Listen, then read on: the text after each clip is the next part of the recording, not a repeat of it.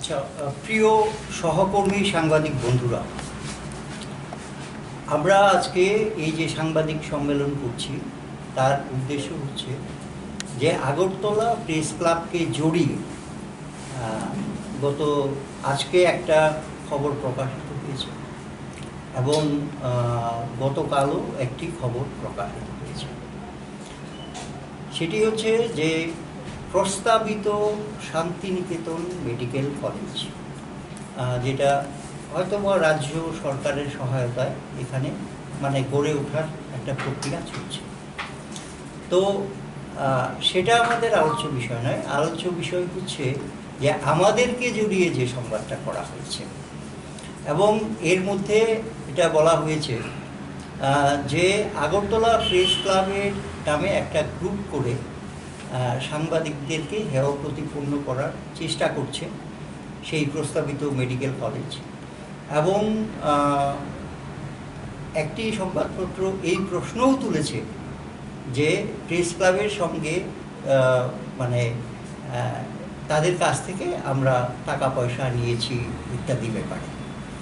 তো এই সম্পর্কে আমরা স্পষ্টভাবে একটা কথা বলতে চাই যে এই যে গ্রুপ করা হয়েছে এর সঙ্গে আমাদের কোনো সম্পর্ক নেই। আচ্ছা, আর দ্বিতীয় কথা হচ্ছে যে আগরতলা প্রেস ক্লাবকে জড়িয়ে টাকা পয়সা ইত্যাদি অভিযোগ যেটা করা হয়েছে সেটা যদি আগামী 48 ঘন্টার মধ্যে কেউ প্রমাণিত করতে পারে, সেটা যদি প্রমাণিত হয়, তাহলে আগরতলা প্রেস ক্লাবের এখানে পরিচালন কমিটির যে সদস্যরা রয়েছেন তারা সবাই পদত্যাগ করবে। হ্যাঁ, আমরা আবারও বলতে চাই যে কোনো রকম দুর্নীতির সঙ্গে যদি আমাদের এই প্রেস ক্লাবের জড়িত থাকার বিষয়টি প্রমাণিত হয়, তাহলে আগরতলা প্রেস ক্লাবের এই পরিচালন কমিটি পদত্যাগ করবে। আর দ্বিতীয় কথা হচ্ছে যে একটা যে গ্রুপ করা হয়েছে সেই গ্রুপ থেকে আমরা এই গ্রুপের সঙ্গে সেভাবে কোনোভাবেই আমরা জড়িত নই। হ্যাঁ, এবং আমরা এই ব্যাপারটা যখন আমাদের নজরে এসছে তখন আমরা নিজেদের মধ্যে এটা আলোচনা করেছি। আমাদের প্রেস ক্লাবের সম্পাদক এই মুহূর্তে আগরতলায় নেই, ওনার মেয়ে অসুস্থ হয়েছে, উনি ব্যাঙ্গালোরে আছেন। তো মেয়ের চিকিৎসার ব্যাপারে এবং তার ভর্তির ব্যাপারে তো এবং ওনার সঙ্গে আমাদের বিস্তারিত কথা হয়েছে।